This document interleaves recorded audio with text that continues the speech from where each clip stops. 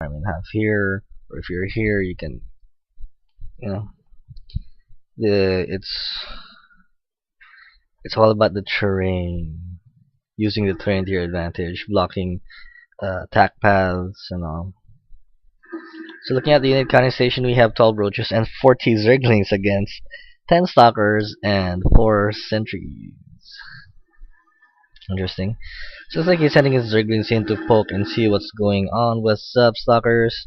He sees the stalkers and the sentries. Looks like he is just chilling by the watchtower. My cousin building a forward pylon,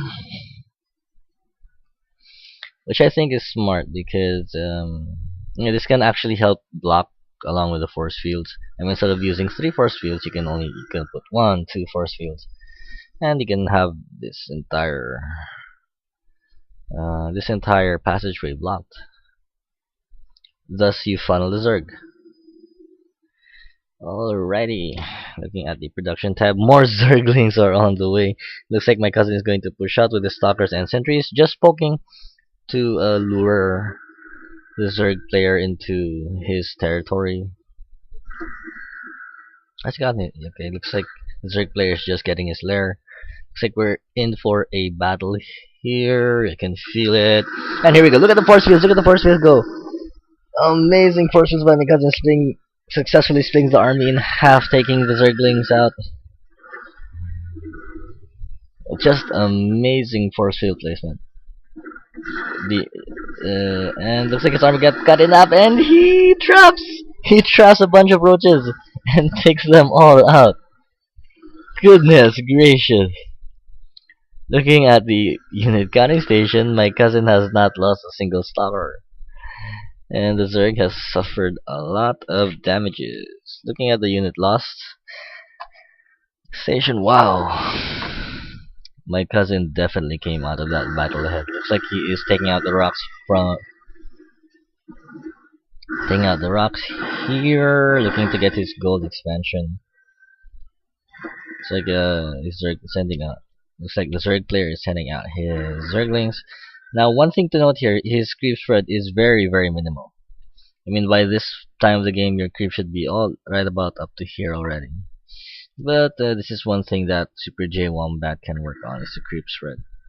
Because Zergians on creep get a speed bonus, and plus basically creep. Anywhere you have creep, you have map hacks, so you can see anything that is on the creep.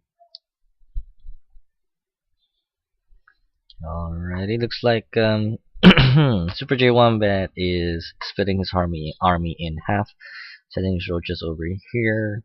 Looks like he's trying to flank the Protoss army, get them from both sides.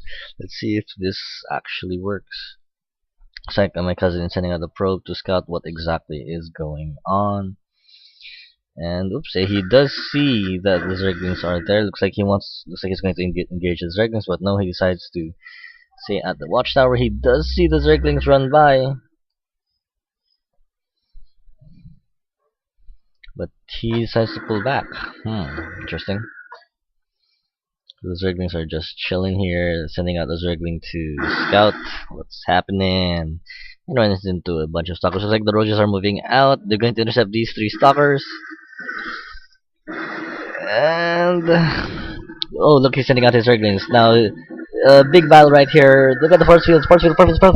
Yes, he manages to split the army, prevents the Zerglings from attacking the stalkers. He prevents the roaches from.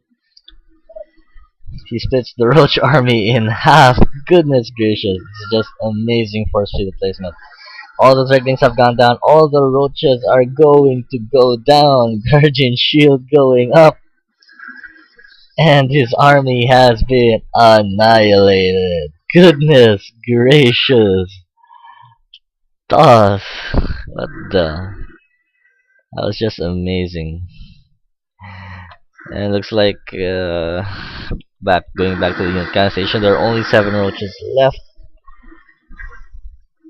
And this looks like GG for the third player, unless he has like 20 roaches in production, which I doubt. And SuperJWombat leaves the game. And Toss wins. That was and he hasn't left the game yet. Looks like he wants to kill more pros. Anyways, wow. That was a good example of using your force fields, using the terrain to your advantage.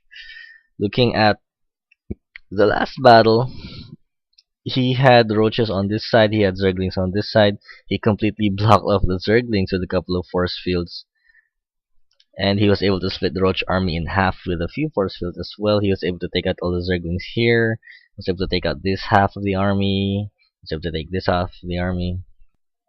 See, amazing microplay, amazing microplay. Now, one thing that the Zerg player could have done better was he could have gotten the Glio Reconstitution, which would make the roaches that much faster. They can move faster, thus they can get in before the Protoss player has time to set up the force fields. He could have spread his creep much better as well, to number one have vision of where the Protoss army is, and to have his units move much faster, and to just blow by the force field before they get put up in the first place. So that was a good game. Awesome. So this has been your friendly neighborhood Dr. Jimmy 128 signing off. Bye bye.